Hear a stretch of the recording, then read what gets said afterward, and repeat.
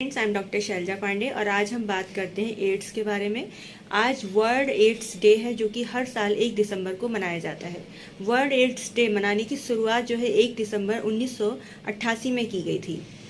World ads day मनाने का मतलब है या इसका औचित्य ये है कि हम दूसरों को जागरूक करें। जो हमारे दिमाग में, हमारे अंदर एड्स को लेके जो टैबूज हैं बने हैं या फिर जो हम गलत फहमियाँ अपने दिमाग में पालते हैं, उस चीज़ को हम दूर कर सकें और लोगों को इसको प्रति जागरूक कर सकें।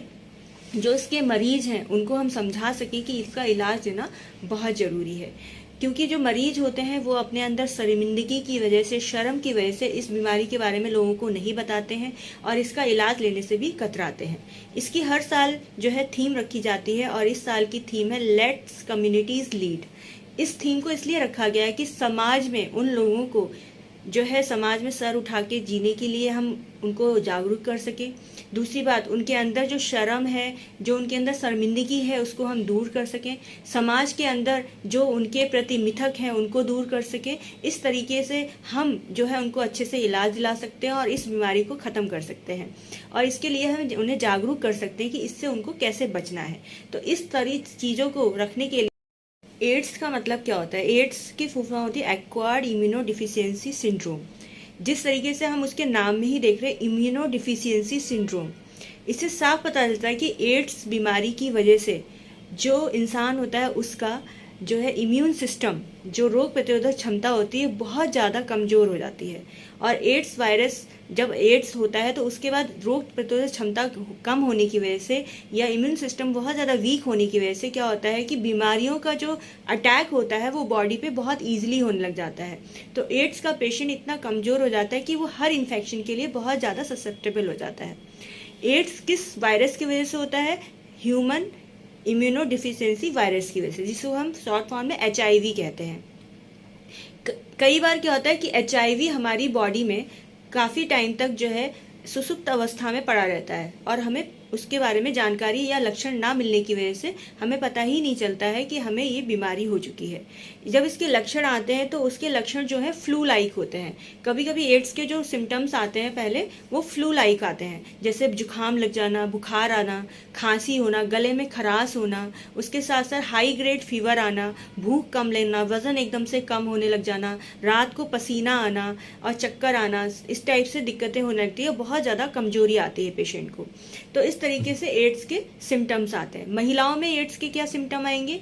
महिलाओं में पीरियड्स इरेगुलर हो जाएंगे, बहुत ज़्यादा पीरियड्स इरेगुलरिटीज स्टार्ट हो जाएंगी, कमजोरी आएगी, पेल्विक पेन होगा, यूट्राइन पेन होगा, नीचे कमर में, नीचे पेड़ों में बहुत ज़्यादा दर्द रहेगा उनको। तो इस तरीके की दिक्कतें होने लग जाएंगी। जो मेल्स होंगे उनमें टेस्टिकल्स में स्वेलिंग आना, ग्लैंडुलर स्वेलिंग्स हो जाएंगी और उस तरीके से, और इसमें इनफर्टिलिटी भी कॉज हो सकती है। तो इस तरीके के जो लक्षण हैं वो एड्स के आते हैं।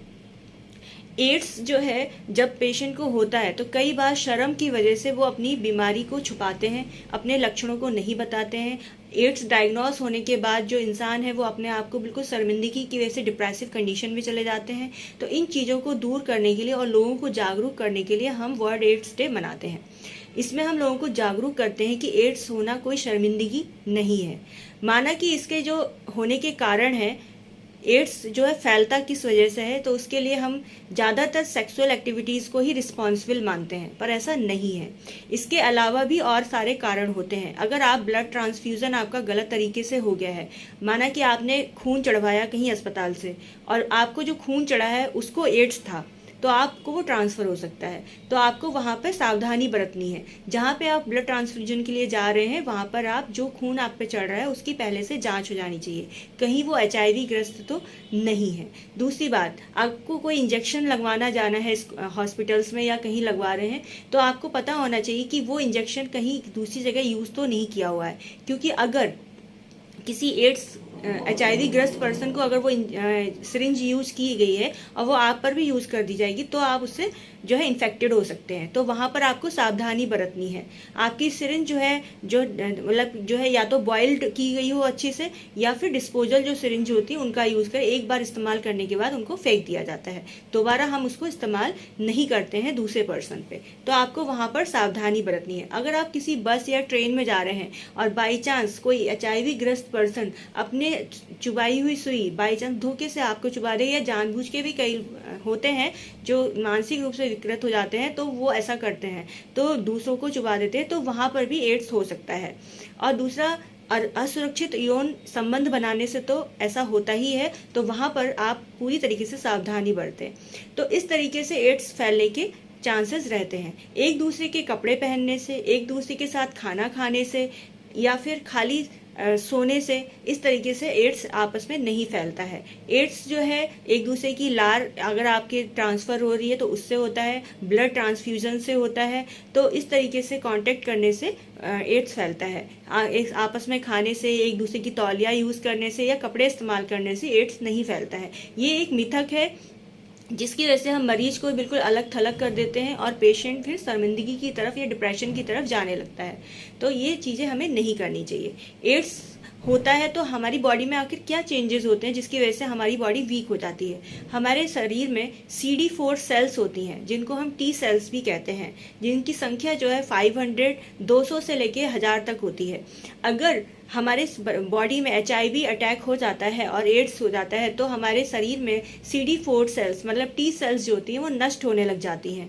और CD4 सेल्स का काम होता है हमारे शरीर में इम्यून सिस्टम को स्ट्रांग रखना, या T सेल्स का हमारे शरीर में इम्यून सिस्टम को स्ट्रांग रखना होता है। जब ये T सेल्स और CD4 सेल्स हमारे बॉडी में 200 से भी कम हो जाती हैं तो वहाँ पर हमारा शरीर कमजोर होने लग जाता है, हमारी रोग प्रतिरोधक क्षमता कमजोर हो जाती है, और जिसकी वजह से हम सारी डिजीजेस के लिए ससेप्टेबल हो जाते हैं। तो इस तरीके से एड्स की बीमारी होती है। एड्स से बचने के लिए आप अपने आप को प्रिकॉशनरी जो है इन चीज़ों का बहुत ध्यान रखें, जिसके बारे में मैंने अभी बताया था। ब्लड ट्रांसफ्यूजन, सिरिंज जो आप यूज़ कर रहे हैं वो इस्तेमाल जो है दोबारा तो नहीं की जा रही है किसी और पे इस्तेमाल करने के बाद। इन चीज़ों का बहुत ज़्यादा ध्यान रखें।